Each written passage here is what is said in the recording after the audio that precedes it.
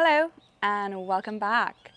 Today I want to remind you about the importance of prioritizing not only your diet and fitness for a healthy body, performance, focus and productivity, but also the importance of flexibility and recovery. So stick around if you're interested in chatting about that. Okay, have you heard of active recovery before?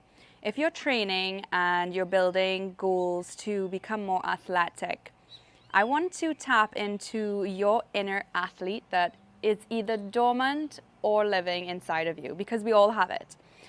I, as a coach, might approach you and have a conversation saying something like, can you imagine your fittest version of yourself and what that version is capable of? And can we produce a plan for you to step into that version? Are you opposed to doing that? Yes or no? If you're not opposed, then we can chat more and dive into the fun stuff.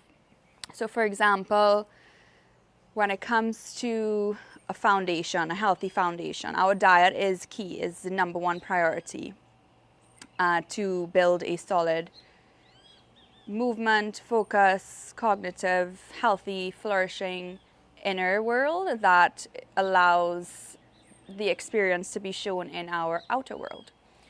And one of the main things I hear from people is, well, I don't feel like an athlete and I will never be that fit, and those goals are just way too hard for me to reach, and I'm happy with just doing my little 20-minute walk once in a while or not exercising, and I'm just one of those go with the flow people. And that's fine, but can you imagine a world where you are aging in a manner that is not on your bed and sedentary and full of injuries and dementia and cognitive decline? Because there is a flip side component to that where you can age more gracefully and have more, is it functionality? Yeah, functional movement in your body. So when it comes to flexibility, for example, you may train hard at the gym, but most people I chat with, I'm like, okay, well, let's see your range of movement in your shoulders, for example. And I might say, well, okay, clasp your hands behind your back and get your hands over your head and let me see your range of movement. And what's interesting is that most people reach like here, but they can't get it up here. And that's because when we're training, we're not prioritizing the proper recovery. So if that's one of your problems, that's probably a good place for you to start, and doing a few little exercises that help promote joint mobility so that you can live a injury-free life and have less pain in your body and physique as you are acquiring a more athletic version of yourself.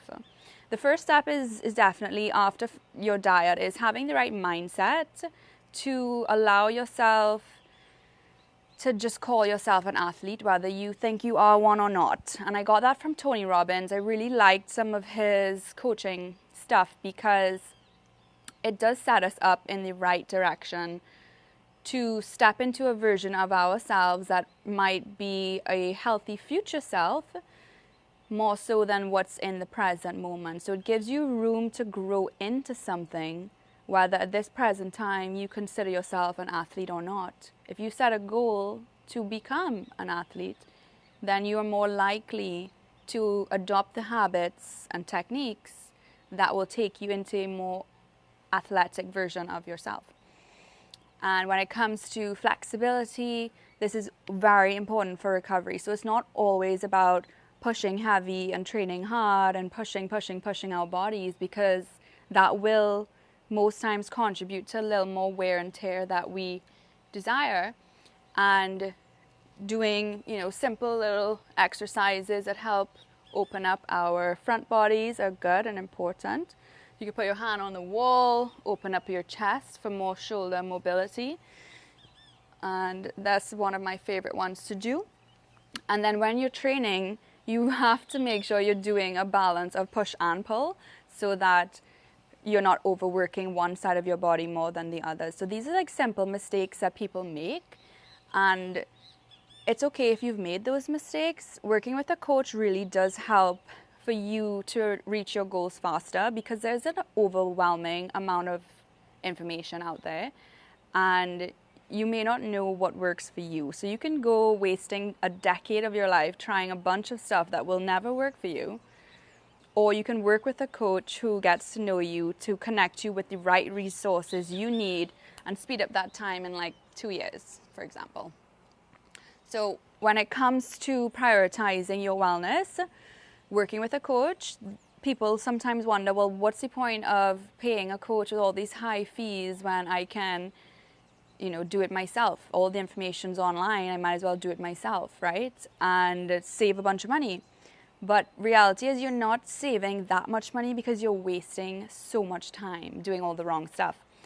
And when it comes to working with experts in the wellness space like myself, it really does help you to get the answers you need at a much faster pace, because nobody likes wasting time and pushing results back. So my story includes, like, 10 years ago, I had a dream that I wanted to have my dream body and my best version of myself. And that's what I have been working towards, where I feel very comfortable with my exercise routine, my diet, because I learned what works for me. And I have hired very expensive coaches to help me get the right information that I needed at the time. So I do feel like it is 1,000% worth it when it comes to speeding up your process. And when it comes to weight loss, sometimes even people get discouraged when they don't see the scale moving that quickly. And having a long-term lifestyle that's healthy takes time, because habits take time. Psychologically, building new habits and neural pathways in our brains takes like 30, 60, 90 days.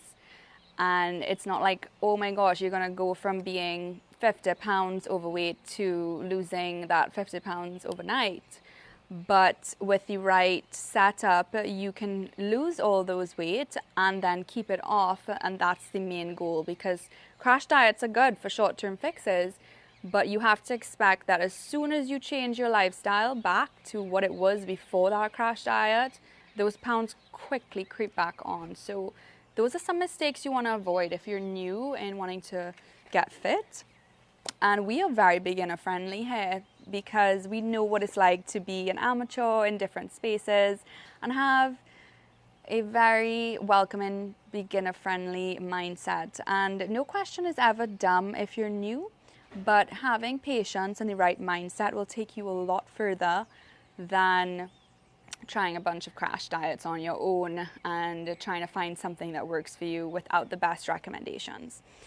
The way that my style of coaching differs from, let's say, just a nutritionist or just a trainer or just a coach include that we work a lot with your mindset and setting up a system that works for you. So you can hire out your own personal trainers and go to different gyms. And that's what I want for you. If you're my client and I'm your coach and you work with me 1 or 2 days a week to get your fundamentals grounded, and you also outsource various other professionals to have that portfolio of a team, that's what's the most important, because one coach might not be able to do everything for you, but they can design an architectured system. Like myself, I can design an architectured system that will work for you to plug in different professions that are required for you to reach your success and to have the right community around that. Okay, so I hope these tips help. These are very important if your goals are long-term health, longevity, and anti-aging. So if that's aligned with you, thanks for sharing your time, space, and energy with me. You can like and share this video if someone might find it beneficial. And I look forward to seeing you reach your next level. So happy leveling up.